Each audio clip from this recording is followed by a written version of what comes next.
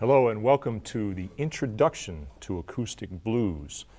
If you love blues like I do and you have an acoustic guitar and two hands, we're ready to go to work. I'm going to show you all the basics that you need to know, and all I'm going to expect is that you know a few things about the guitar, a few basic chords. If you don't know these things, there's a video you should check out which is called the Ultimate Beginner Series Guitar Basics Step 1 and Step 2. That'll get you going on the instrument. And then in this video, we'll concentrate on the style.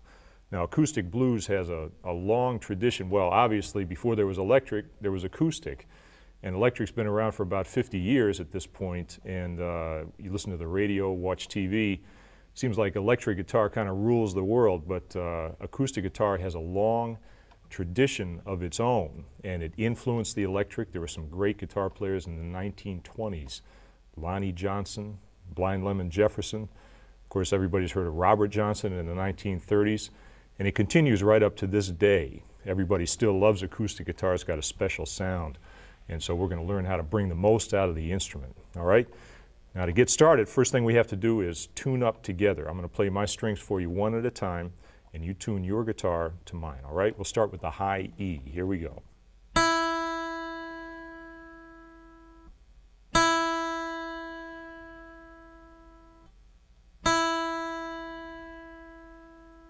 Here's the B string.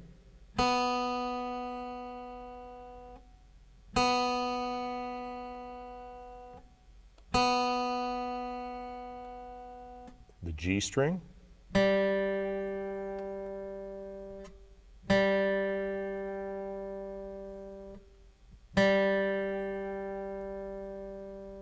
Now here's D.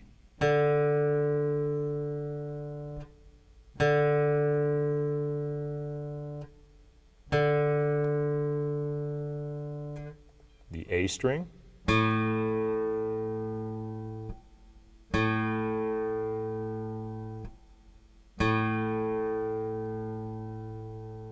and the low E.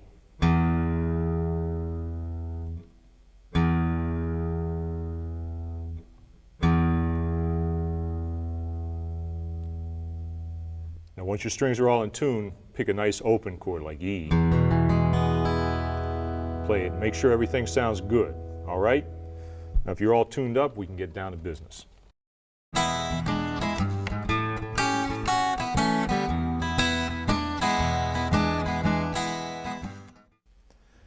Let's talk a little bit about the guitar itself. Now, if you're watching this video, I think it's safe to assume you have an acoustic guitar, but they come in all different varieties, and as you'll see right here, this one is actually an acoustic electric. You probably can't see this part here, but there's some knobs and controls there that actually take the pickup, which is in the bridge here, send it out through a wire. You can play it through an amplifier, but it also sounds good just coming off the top of the instrument, just like a normal acoustic.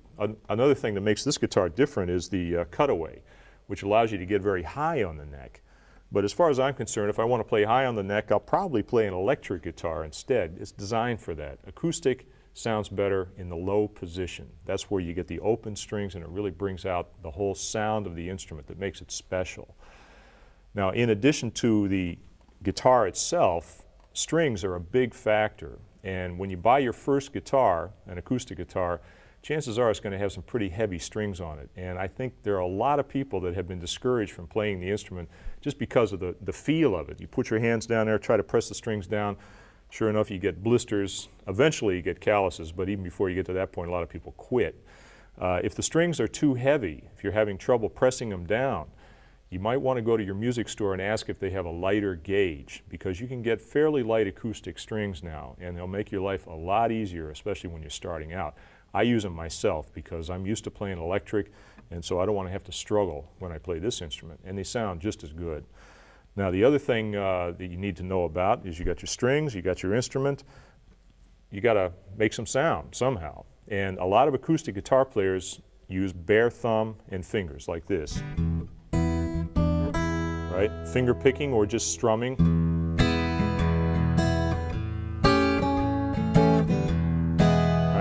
Now that sound has a real charm. It's intimate, it's warm, it's the skin striking the string, and there's no replacement for that. And a lot of players will use that, and even with this video, you can use the thumb and finger approach if you want to. I'm going to suggest, however, that you use a pick, and the reason for that is that you get much more dynamic range. That is, you can go from soft to loud, and you'll have a lot more control over individual notes. Now, when it comes to picks, even there's a lot of choices. Right here, for instance, I've got a thumb pick. This is something a lot of players use as a kind of a compromise between bare fingers and a regular pick. And as you notice, it just clips right onto the thumb there. And what that allows you to do is play bass notes.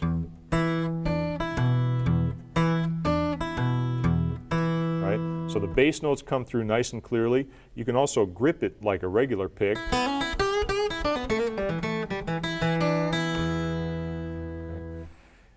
For some players, it's hard to get used to the feeling of having this thing stuck on your thumb all the time, and also using the bare fingers on the high strings gives them a distinctly different sound. Some players, for that reason, will also use finger picks, but then we get into a very specialized area of finger picking, which is not really going to be what we talk about in this video. So I'm going to suggest, if you don't have another option already in mind, that you use a flat pick like me, and this is just an ordinary, everyday flat pick that you can pick up in any music store, anywhere. Now, even with flat picks, they come in different varieties. I've got 3 different kinds of flat picks here. They're all the same shape and size, and I recommend that you don't get one that's too big. It's hard to control. The only difference between these picks is the weight, in other words, how thick the picks are. The one that I usually play is pretty thick, and as I try to bend it, it doesn't bend very much. This one here, this is a thin pick, and watch this. I can practically bend it in half, right?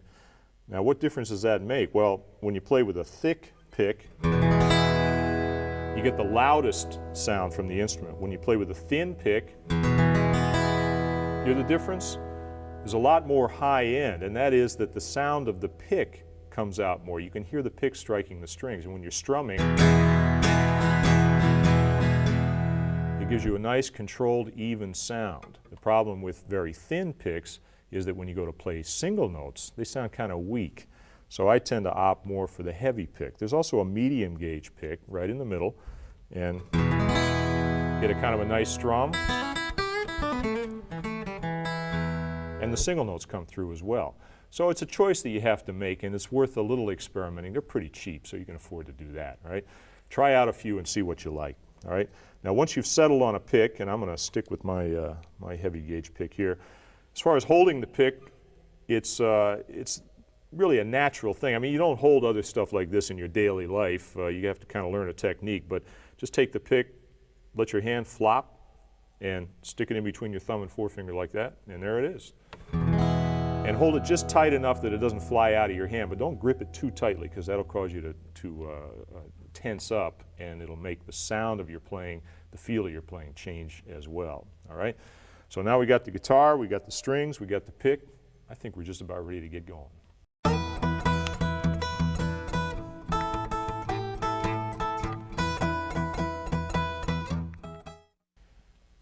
Acoustic guitar players in any style spend most of their time down close to the nut, and the reason is that you want to make use of the open strings as much as possible. The fullest sounding chord you can play on the guitar is this big fat open E chord, and every other chord that you play, you're looking for open strings as a way of making the guitar resonate and bringing out the real richness of the sound. So what we're going to do here when we start playing is we're going to learn all the open position chords. This is kind of a review, keep in mind, as I mentioned. You want to know something about these chords before we get going too far into it. But we're going to review the open position chords and then talk about how they're applied in blues, all right? This first chord here is open E, E major triad. And I'll assume you already know something about how to play this chord, easy to finger.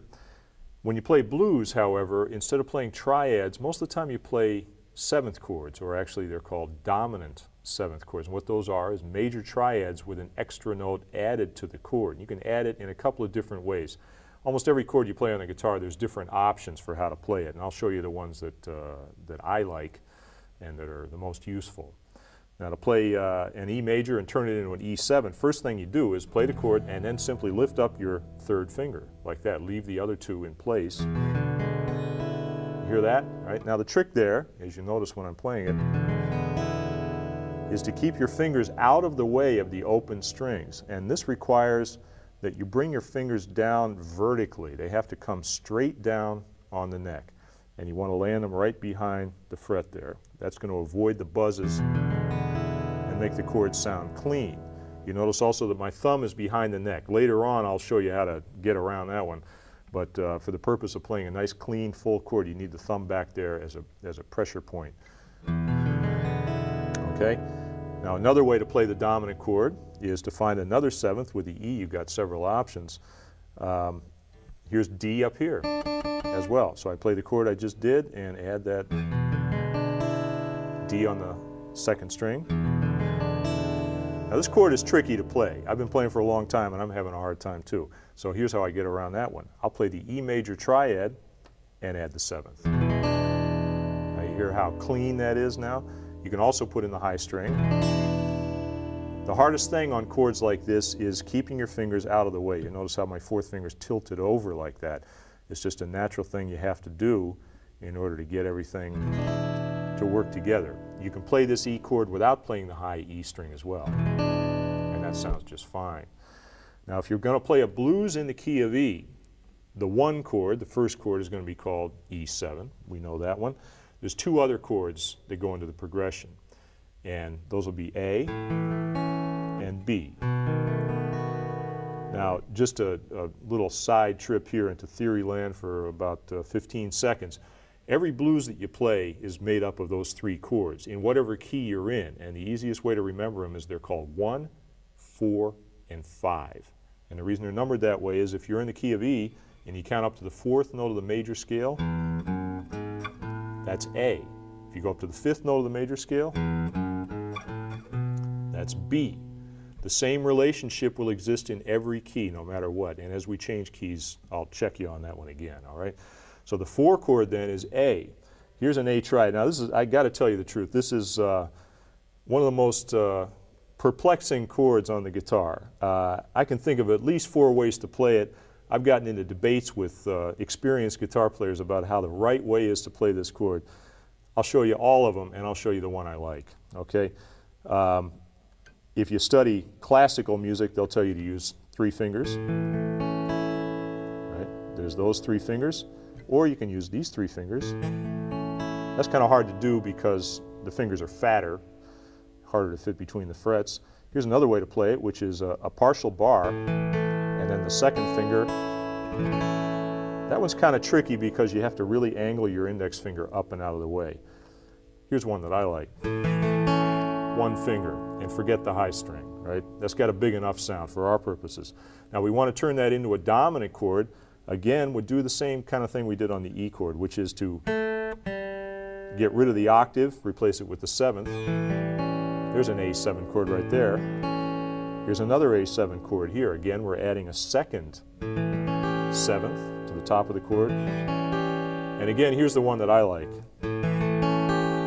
Right there. It's that first finger bar, second finger on top. It's easy to play. It's got that big sound. All right? So there's our A7 chord. Now, that's the 4 chord in the key of E. The 5 chord in the key of E is B7. Lucky for us, there's only one way to play that most people use, and that's this right here.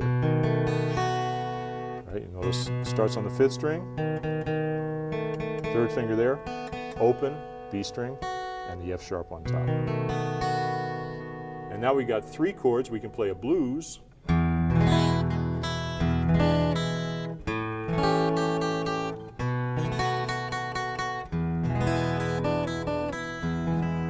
Blues in the key of E. And in a minute I'm going to show you how to put those chords together to form a rhythm pattern. Now the other common keys that you hear on the acoustic are the open keys, so-called because you use a lot of open strings. So the second most common key is probably the key of A. We already know how to play an A7 chord. And if I want to play the other chords in the key of A, then I go to the 4th note. That's D. Here's a D7 chord. You know the D triad. To make it a D7 chord, you replace the D with C, finger it like that. That's a pretty easy one. And then the 5 chord in the key of A is E again. So we got a familiar chord. So if you want to play blues in the key of A, you've got A7, D7, E7,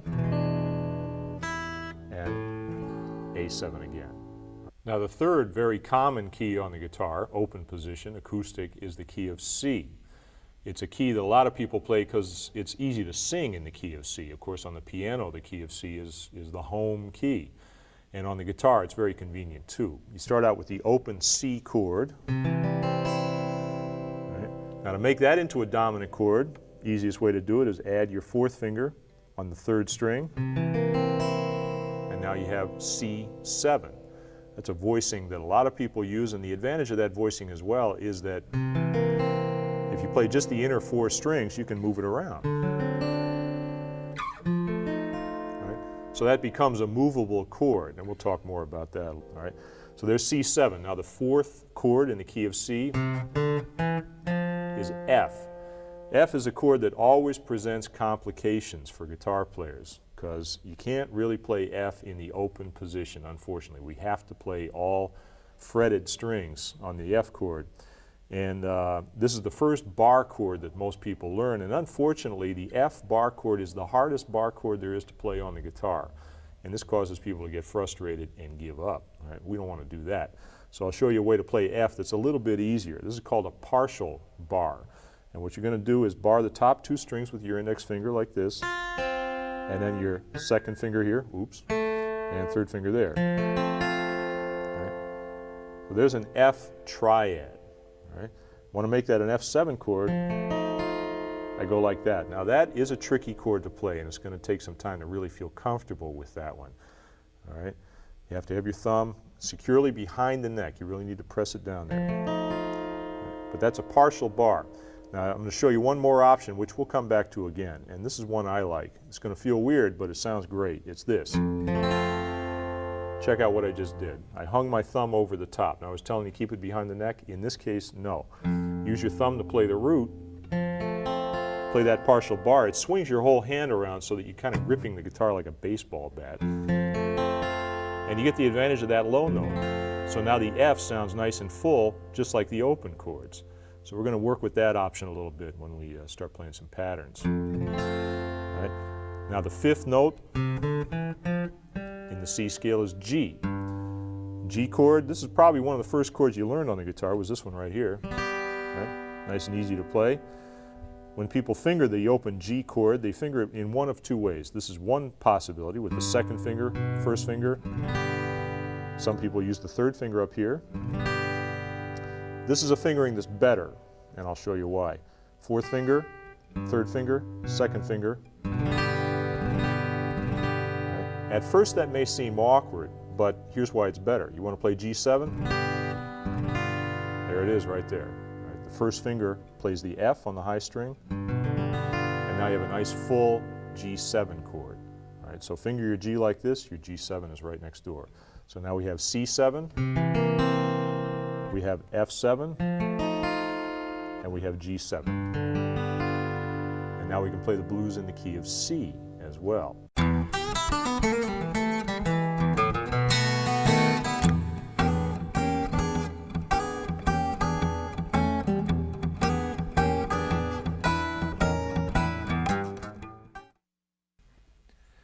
Well, now that we've got all the raw materials to play blues in three different keys, let's talk about how we're going to take those chords and put them in the right order. There are several different blues progressions that are popular depending on the song, but the one that's by far the most popular, it's been around for about 100 years now, is called the 12-bar blues. Now a bar, in most cases, is when you tap your foot 4 times. There's 4 beats to a bar. So we're talking about 12 groups of 4, 12 bars. And when you play a 12-bar blues, you're going to take those 3 chords, the 1 chord, the 4 chord, and the 5 chord, and arrange them in a certain order that's almost always the same. There's some variations, but this is the way it's done most of the time. Now we're going to start with the E chord. We'll play in the key of E for starters. There's my E chord and my E7 chord. Now I want you to play along with me, and we're going to put these chords to work right now. And I'm going to show you a rhythm pattern just to start off with here. And this will help get your hands acquainted with the chords and be able to make the changes on time. We're going to go like this. Right, that's called the bass chord accompaniment, obviously. There's the bass note and there's the chord. Now there's two reasons why that's a good way to play. One is that when you hit that bass note and then the chord, you bring out the full sound of the instrument. The second one is that when you hit that bass note, it gives your hands a chance to get to the new chord shape, like this. Here's E, here's A. All right, see that? Here's E. Now while I hit that bass note, it gives my fingers a chance to get settled on the shape, and so it makes the chord changes sound smoother, all right?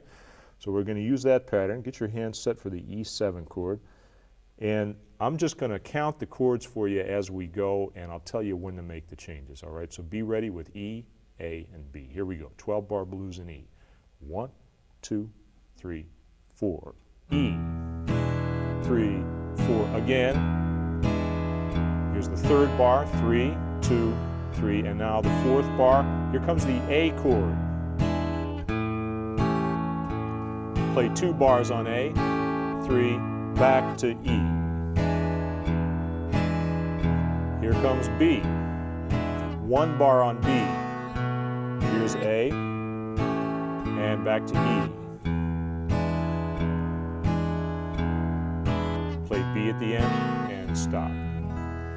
Now, I did a little trick at the end there. I didn't play a full bar on the B chord. I played 2 beats on the B chord. Let's wind that back again for a second. I played E, 3, 4, 1, 2, B, and back to E. Now that part of the tune, that's in the 12th bar. That's called the turnaround, and we're going to come back to that. That's a very important part of the progression. But for right now, all you got to remember is you play those 12 bars, and in the very last bar, it's 2 beats of the 1 chord, 2 beats of the 5 chord. Then you're ready to go back and start the whole thing again. Now let's play a blues in A. Put our 3 chords to work in the key of A, starting with A7. We're going to use the same rhythm technique. Okay? Here we go, starting with the A chord. 2, 3, 4, A. Here's the third bar, 1, 2, 3, and the fourth bar. Here comes D7 now. I cheated. Back to A. 5 chord E. Now D, and back to A. 3, 4, 1, 2, 3, 4, 1. Now when I'm stopping on that last chord there, that's also the beginning of the next progression. If we want to keep playing, we just keep playing that 12-bar cycle over and over again. As long as you play blues, that's going to be a big part of your life. Now let's play it in the key of C. We're going to start with the C7 chord. Now remember, the challenge here is going to be able to play that F chord and play it clean. All right, that's a challenge for me. Let's try it. Here we go. Starting with C7. 2, 3, 4, C. 2, 3, 4. Here comes F. Have mercy. Back to C. I think we got it. Here's G. F. Back to C. 2, 3, 4, 1, 2, G, C. Have mercy. We just played blues in 3 different keys, and you know the 12-bar progression and pretty well ready to go. There's just one more little thing I'm going to mention to you right now. It's a variation on the 12-bar. It's extremely common. I'll do it back in the key of E. Remember how we played 4 bars on the 1 chord, then we shifted to the 4 chord? This one's a little different. Play 1 bar on the 1 chord, then we play 1 bar on the 4 chord, and then we go back to the 1 chord again. It sounds like this. Here's the E chord, 1, 2, go right to A, and back to E. And then we shift over to A like we did before, and the rest of the progression is identical to what we've already played. Now that change, when you go to the 4 chord in the 2nd bar, that's called the quick change. And blues will fall into 2 varieties, the slow change, which is the first way we played it, and the quick change, which is that one right there. Every time we play a progression, I'll tell you up front whether there's going to be a slow change or a quick change. Now right now you got all the stuff happening that you need to play a 12-bar blues in each of those 3 keys, and all we need now is just to start working on different rhythm patterns and start building up the vocabulary of licks and phrases that are going to make it really sound like blues.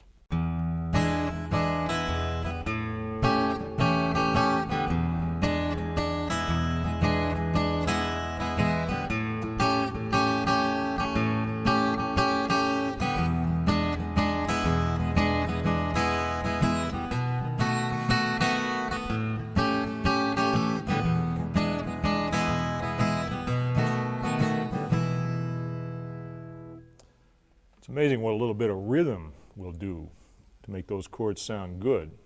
I'm playing the same exact chords that I've been showing you. All I did was change my right hand pattern a little bit, and you'll also notice that I did a little thing there with the left hand.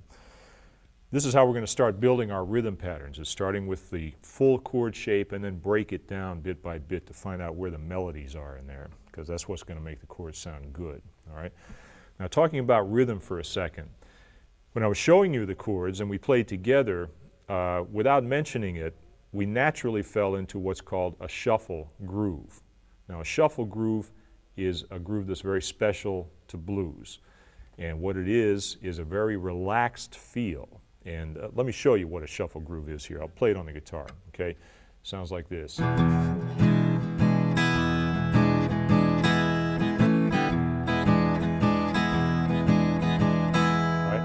That doesn't sound like anything particularly special. It's easy to play, right?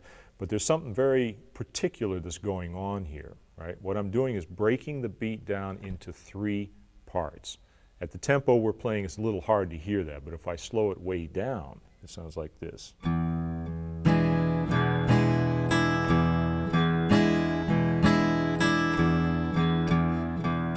hear that? All the notes are not even. Got that kind of lopsided loping feel. That's a shuffle right there. What that means is the first note is longer than the second note in each beat. And I'm breaking the beat into 3 parts. 1, 2, 3, 1, 2, 3, 1, 2, 3, 1, 2, 3, 1, 2, 3, 1, 2, 3. Those all 3, and there's the shuffle. Now it feels comfortable, back porch, relaxed. It's the feel of blues. It's a natural feel to play. It's important, though, to know that it's different from what they call straight 8th notes. That's where you divide the beat into 2 parts, which sounds like this. Hear how different that is?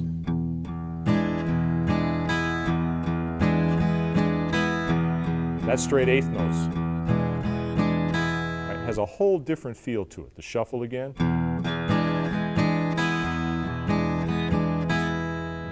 Now, when we play blues, we're going to be playing shuffles almost all the time. There are some great blues tunes that use straight 8th notes and all different kinds of rhythm feels as well. But the basic feel in blues is the shuffle. So we're actually playing a 12-bar shuffle. And we're going to start off in the key of E. What I played for you at the front there was this.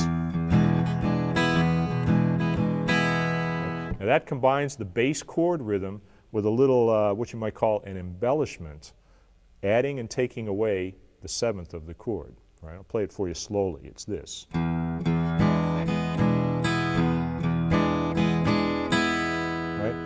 Now you notice I'm holding down the E major chord there, adding my 4th finger to play the 7th, and then taking it away to reveal that open string, and that creates a melody inside the chord. Also in my right hand, instead of playing just the straight bass chord accompaniment, I'm now playing doubled up bass notes.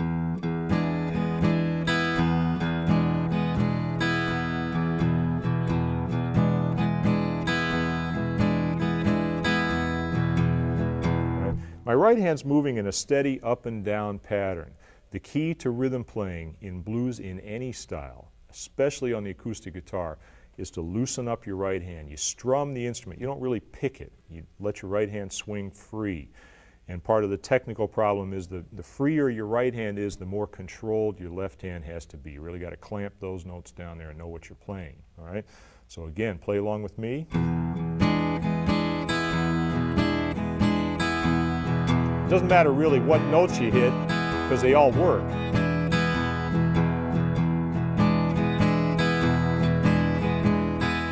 It's just a subtlety of aiming the pick at the low strings or the higher strings. And with a little practice, it becomes very natural.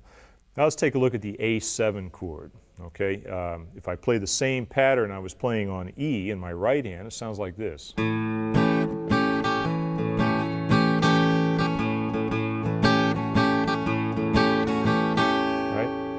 Aiming at that fifth string there, the open string. Have to be careful not to hit the sixth string if I can avoid it, because that'll muddy up the sound of the chord. So I'm hitting the fifth string, that's my root, and then strumming the top part of the chord. Now you notice I don't have the same melody going on in the chord. When I take away my second finger, I get a different note, and it's a nice note, right? But let's see if we can dress that one up a little bit. This is a tricky little shape right here. We learned this one already, and I said I didn't like this one as much as the other one because it's not as easy to finger. And the reason is you really have to crowd your fingers in there and keep them very vertical. It's a challenging chord to play. And what we're going to do is create a melody on top of that chord, like this. You hear that? All right. Now notice what I'm doing. I've got my fourth finger playing the G, and then I move it down a fret, and then reveal the open string. So now I've got a three-note melody going on, playing my bass note and the melody. Sounds like this. Right.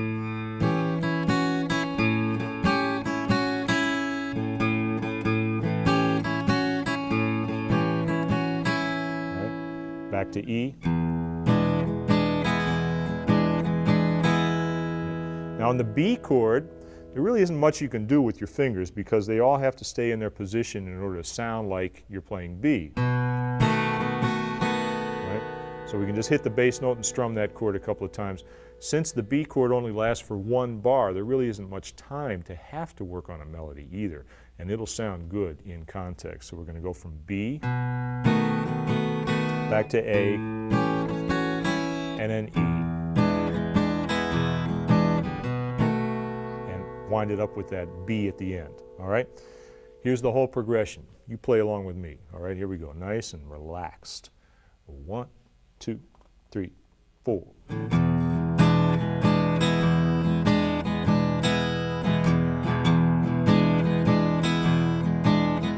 Here comes A.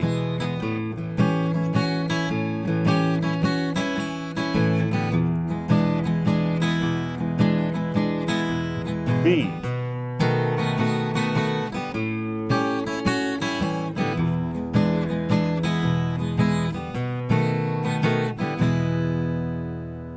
Yeah, now that sounds pretty good. I like that. It's full, it's got some feel to it, and it's very relaxed. If you find yourself tightening up, if your right hand is struggling, left hand is struggling, just slow it down. Take your time. Work on the fingerings. You're going to get grooves in your fingers. I got them too, right?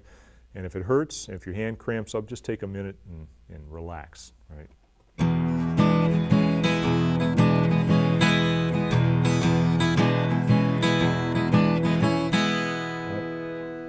Now what I'm doing there is the equivalent to what I did on the A chord. I'm moving my melody note down using my fourth finger, keeping the rest of the chord clamped in position. So there's E, E7. I move that note down a half step.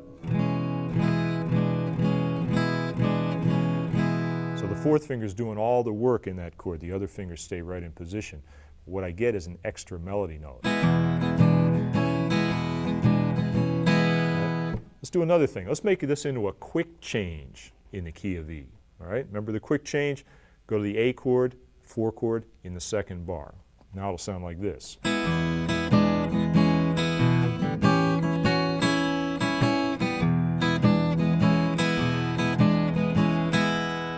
Then we go back to the A chord and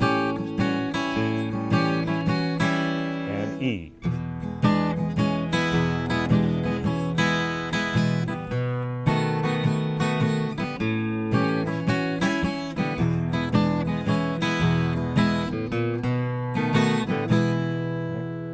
That's a nice variation. When you put the quick change in, since the chords are moving more rapidly, it makes the progression sound more interesting. And the combination of the moving chord and the moving melody means you have a pretty full rhythm part going on. This could work as a rhythm part for a singer, or it could just be, you know, a part all unto itself. And many blues progressions, when you hear them on records, are really not much more complicated than that. You can't play too much stuff or you get in people's way.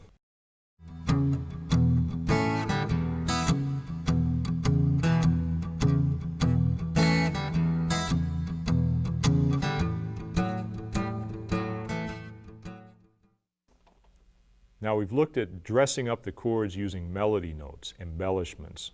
Let's look at another way of dressing up the chords and also linking the chords together, and these are bass lines.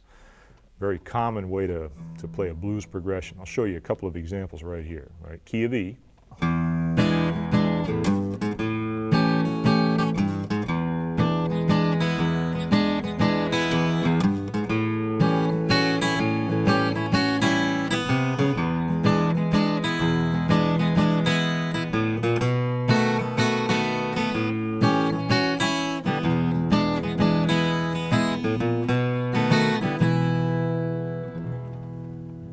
Now what I'm doing there is really focusing the attention on the lower part of the chord and keeping the same melody that I was using already.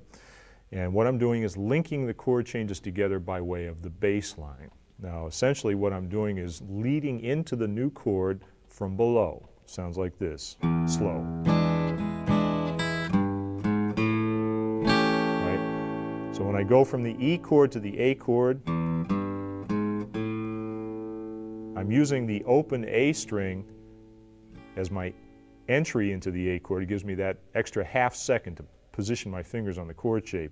And the lead up to it is from the 3rd fret, 4th fret to the open string. Right? This is another big advantage of open keys, is that by using open strings in the bass notes, it gives you a chance to get your hands ready for each new change. So again, with the E chord.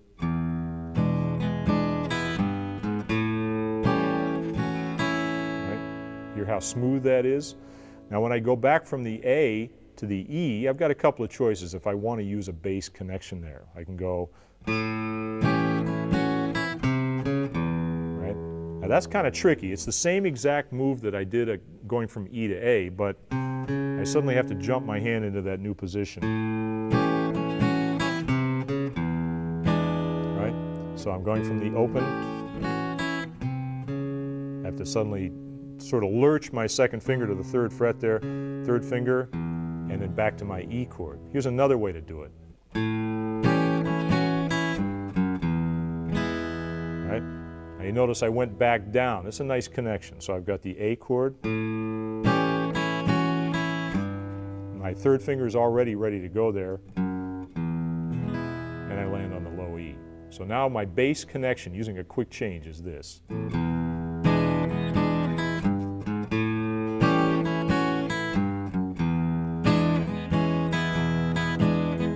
Same thing.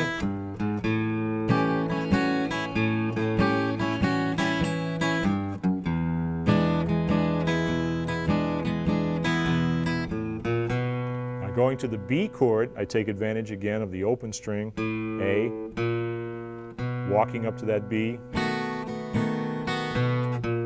back down, E.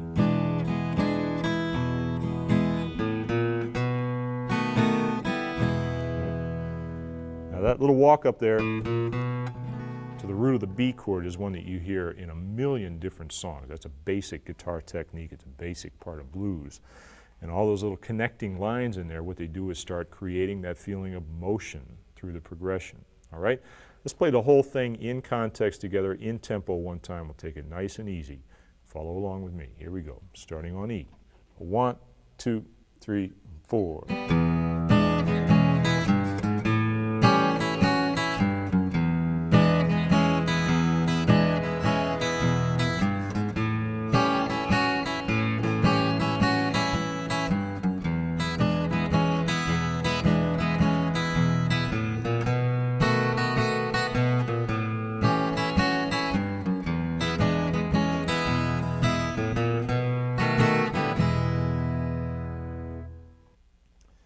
How you feeling so far? Hands feel a little bit cramped? I know mine do. We've covered some ground already. We're just getting started. I'm going to show you another little thing right now. This is actually, when you're playing electric guitar, this is where most people start, but just shows you how different the two instruments are. we're starting with the big chords, getting the biggest sound, and then kind of whittling it down, all right? So this is what electric guitar players usually do when they play a blues in E, something like this.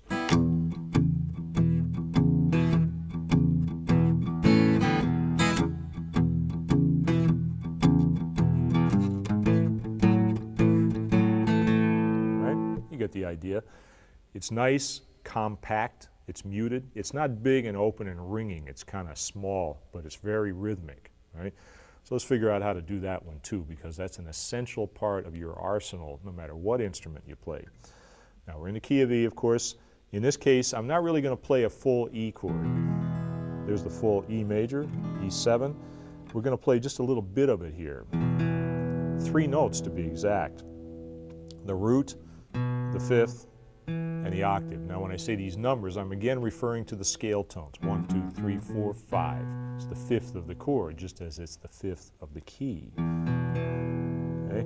So there's the E chord right there, and then I'm going to add my third finger like that. This is a pattern that a lot of people call the Jimmy Reed pattern. It's named after the immortal blues guitar player, Chicago blues guitar player named Jimmy Reed. And he played an acoustic guitar, played a harmonica on a neck rack, kind of folk style, and wrote a lot of fabulous, influential blues songs. This is his basic pattern. A lot of people use this. All right, so there's a couple of things technically that are different right away.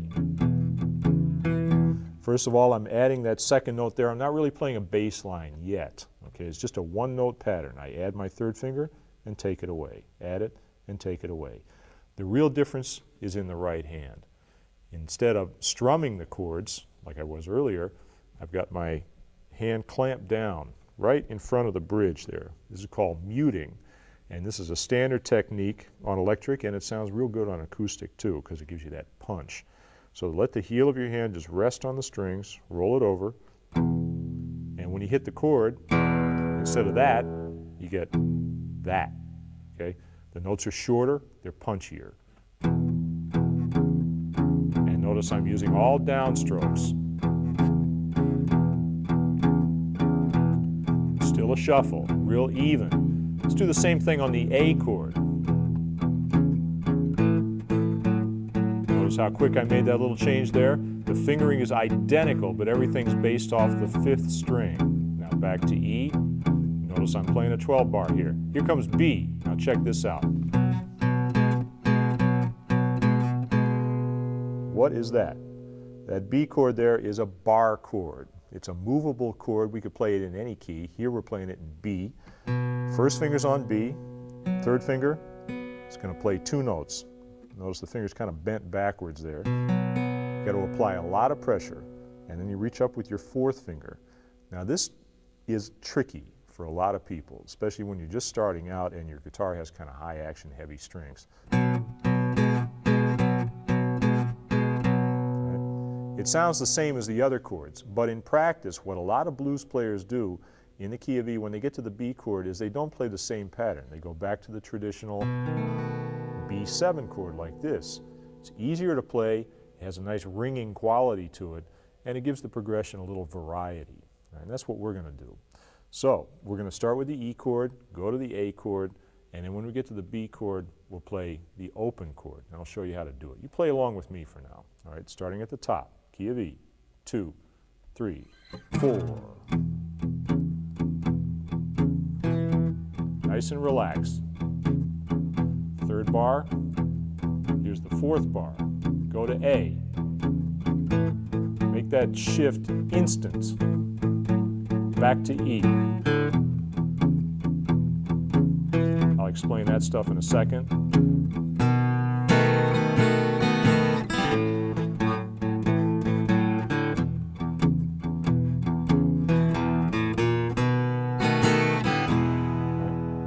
Now you heard how much it opened up there when we played the B chord. That's a good thing. The B chord is kind of the high point of the progression, so it's okay if it's different. Now, a couple of things I need to explain there. I'm using some upstrokes, and they make it sound kind of more rhythmically happening, right? And here's my accent.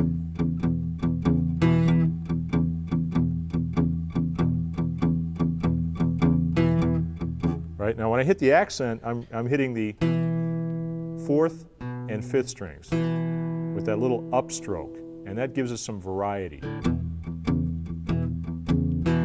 can even do it in every bar. Notice how good that feels. Now, another thing about that pattern that's very subtle, but it's also very important, is that all of the notes are not played with exactly the same volume. This is part of picking. And what I'm doing is I'm hitting all the downbeats where I'm tapping my foot, right? 1 and 2 and 3 and 4. When you count it, you naturally say the numbers louder. That's the way you play it too. 1 and 2 and 3 and 4. That little accent, as subtle as it is, it gives the whole rhythm that feeling of forward motion. It makes it real strong, right? So combine that with the upstrokes.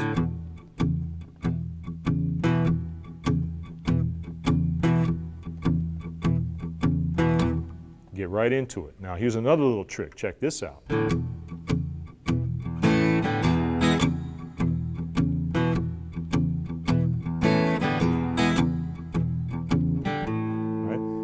Now that's a real easy one to play, and it uses some stuff we already know how to do. I'm playing the pattern I just showed you.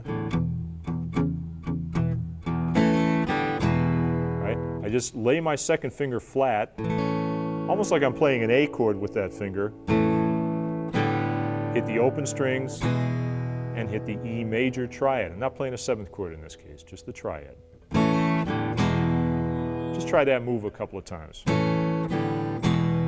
Notice it's a strum. It's a downstroke, upstroke, downstroke. And now to fit it into the rhythm,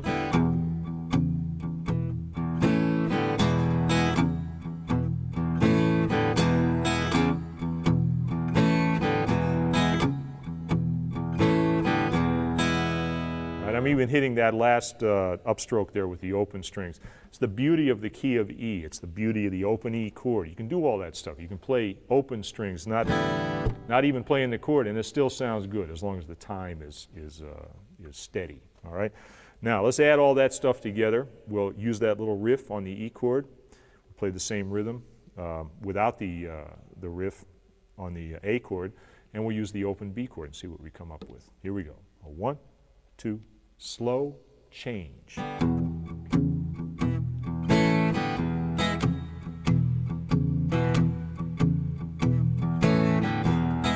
Here's A. Back to E. B.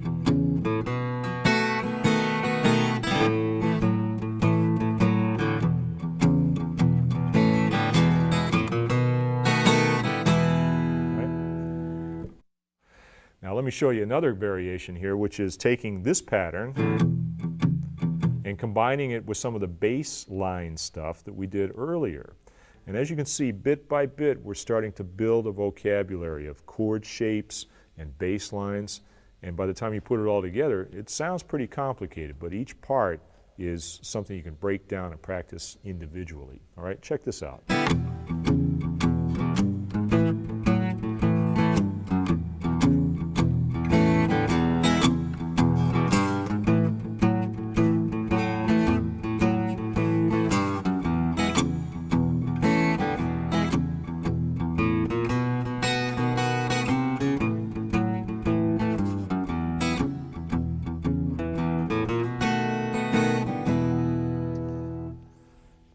What you see there is that I'm starting to use those bass lines to connect the chords and using the big chord embellishments as well.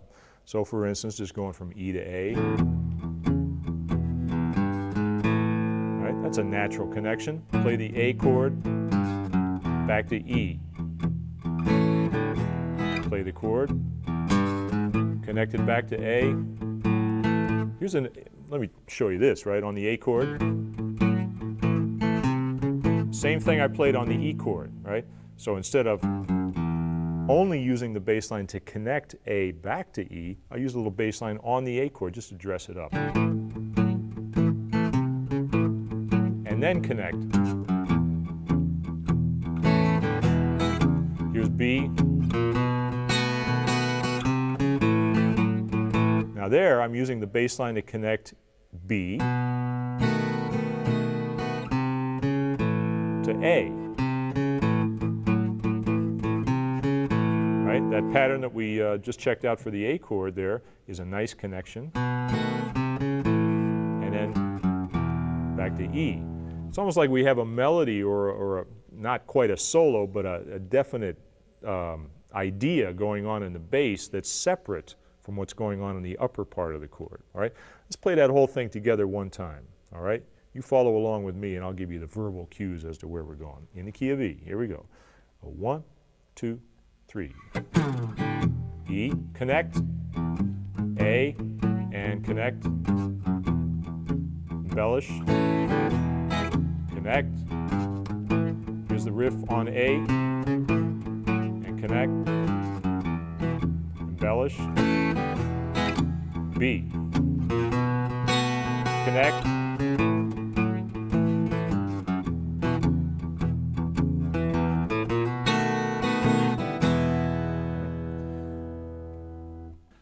Now, just experimenting with those different options once you get the feel is going to give you a lot of new ideas. You have to listen to players, though, to really know how to use it properly and to keep the right kind of attitude. So I highly recommend that you listen to some Jimmy Reed recordings. There's a lot available. Anything you hear is going to do you some good, all right? Now, while we're on the subject of E blues, I'm going to tell you one more thing, and this is about the turnaround. So far, we've been dealing with the turnaround strictly as a little run up to the B7 chord. In most cases, though, guitar players will tend to play the turnaround in a more complex way. They'll play a lick, in other words. I'm going to show you a lick right now that's a real straight ahead turnaround lick in E. It sounds real good. Okay, from the 5. Here we go. 2, 3, 4.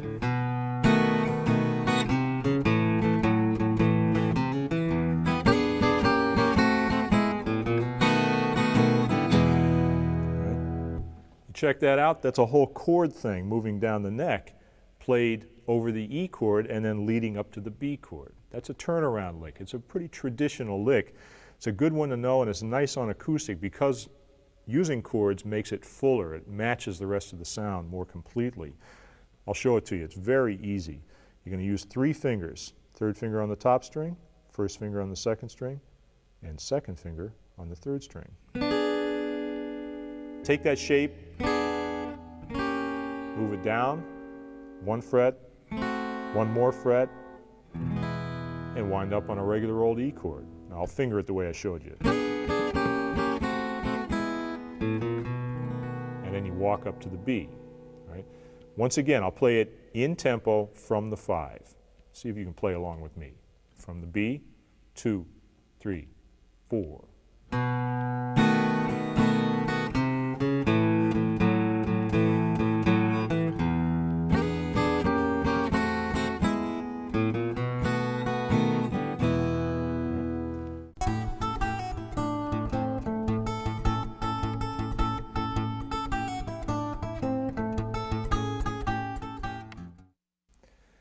I think we've just about worn out the key of E, so let's take some of the ideas that we've picked up and move them to the key of A, probably the second most popular key on the guitar, if not the first. It's pretty popular. Now, we've learned all the chords that we need for the key of A. We got the A7 chord, D7 chord, the E7 chord, little variations in fingerings and whatnot. Let's start by playing the chord embellishment idea. Right now, we already did one embellishment on the E chord, the blues in E, that is. When we got to the 4 chord, we played this little riff right here a bunch of times. Let's do a different one, and we're going to use that different fingering in A, the one that I like. At least I can play it without hurting my fingers. This is the bar with the index finger, second finger on the G. And then what this does is it allows your 4th finger to reach up and get the A. You can actually use that straight bar as well. So that's going to be our embellishment for the key of A, or the A chord rather. Now when we go to the D chord, this is one of the few chords like B that only has one fingering that people use most of the time. I'm going to show you another one in a minute. But for embellishment, here's what we're going to do. Play the D chord, and then lay your first finger flat. This is the partial bar like we use on the F chord, right? So you bar those top two notes there. Second finger, so far it looks like an F chord, but you add the third finger on top, D chord. And all you're really doing is changing the melody. You're really not changing the chord itself. It's just the melody note. Right? So there's our embellishment on the D chord. So combining A to D, it'll sound something like this. Right?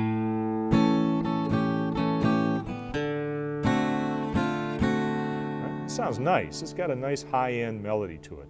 Go back to A.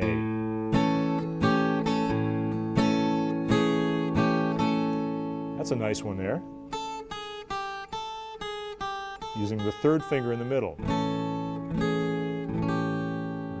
What that does is make it sound like it wants to go someplace, doesn't it? And where it wants to go is back to the 4 chord. We have our embellishment again.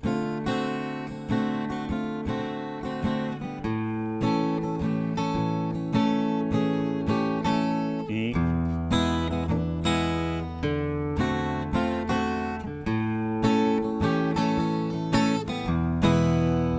And there's our 12-bar blues in A using embellishments. The only thing about that progression in the key of A that seems to be missing, as far as I'm concerned, is that when you go from the E to the D, you notice the jump in the bass note there and in the fullness of the chord. This is the fullest chord there is on the guitar.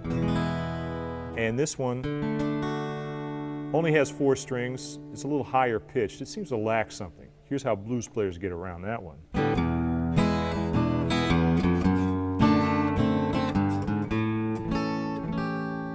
Yeah, check that out. This one goes back a ways. Robert Johnson used this one a lot. You're on the E chord.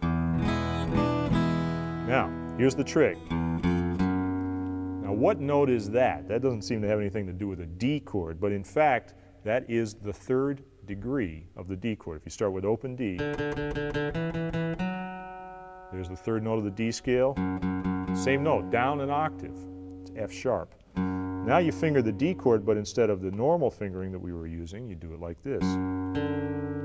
Low F sharp, the open D, 3rd finger on A, 4th finger on D. Right? Now, that sounds kind of strange until you hear it in context and you hear the E.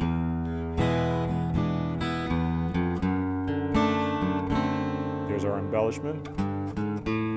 I'll show you that one. And back up to the A, right? You hear how nice that is? It keeps the bass on the low end in the same register, and it makes the connection from E to D to A very distinct. Let's play the whole 12 bar and use that one, all right? Here's A. Quick change.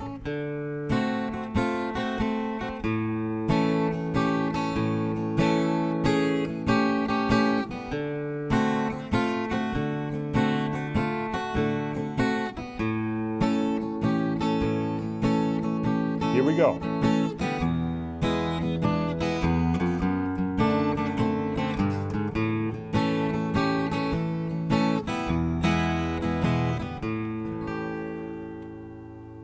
I'm going to show you one more thing in the key of A. We know how to play the chord embellishments.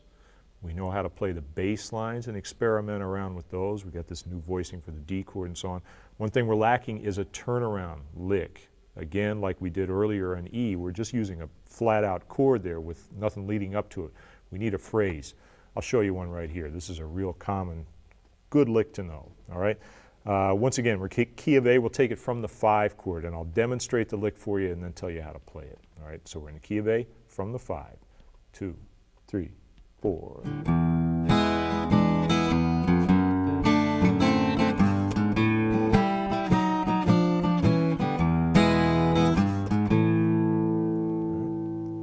Now, what I did there was play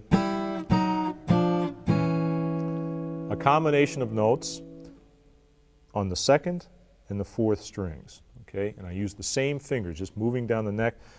One of those things that just happens to work out on the guitar is that you don't need to use a different shape. You can just slide your fingers along 1 fret at a time.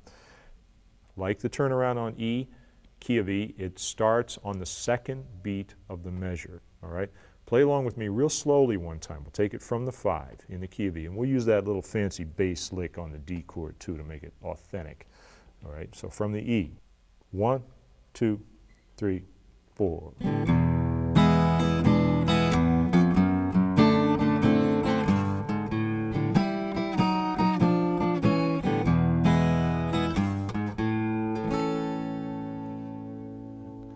Now, did you feel that one? Right? You make sure you're counting it. It's the E, D, 1, 2, 3, 4, 1. Then you're on your 5 chord. Remember, it starts on the 2 beat. And move it down just 1 beat at a time. Very relaxed.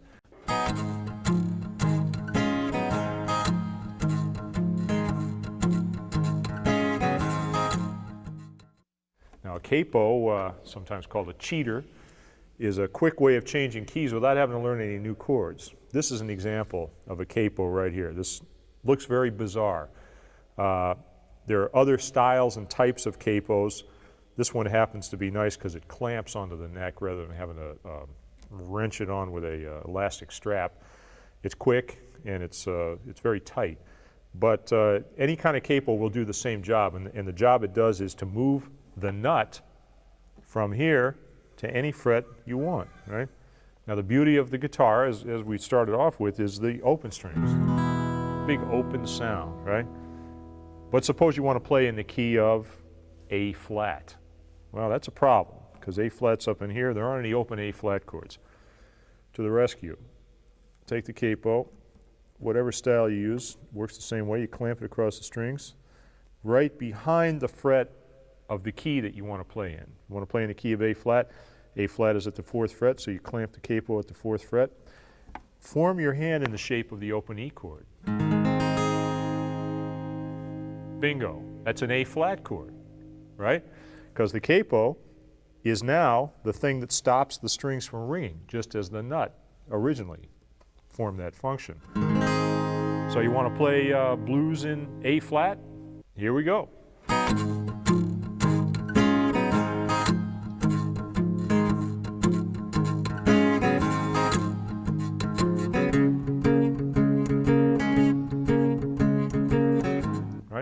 You get the idea. Anything that I can do in the open position, key of E, I can now do in the key of A flat. It sounds different. The strings are higher, but it's the same shapes, the same patterns. It's a very famous picture of Robert Johnson, as a matter of fact. There's only 2 photographs that are known to exist, and in one of them you can see a big fat old capo hanging right off the neck. So it's been around for a while. It's a great trick. So what do you think? You got a couple of new ideas you can use? I hope so. Every time I play this style and just start improvising, I seem to stumble across something I never did before. And listening to the history of this style of music going back to the 1920s, you're going to hear an amazing amount of guitar playing. You think it was all invented in the 60s, you're wrong. It goes way back. And so this is an introduction to the technique. We started with our open position chords. We built 12-bar blues in 3 different keys. Learned about bass lines, learned about embellishing chords, connecting chords, making up different kinds of rhythm patterns. And it's getting us ready for the next step. And what that's going to be is learning how to play more melodies, how to solo, and finally, how to accompany yourself, how to finger pick, and how to play melodies at the same time that you play a bass note, right? Might sound pretty complicated, but I'll show you a few tricks that'll get you through it, okay? So I hope you had fun with this one. Go back, rewind it, check it out again, right? Build up those calluses. I'll see you on the next one.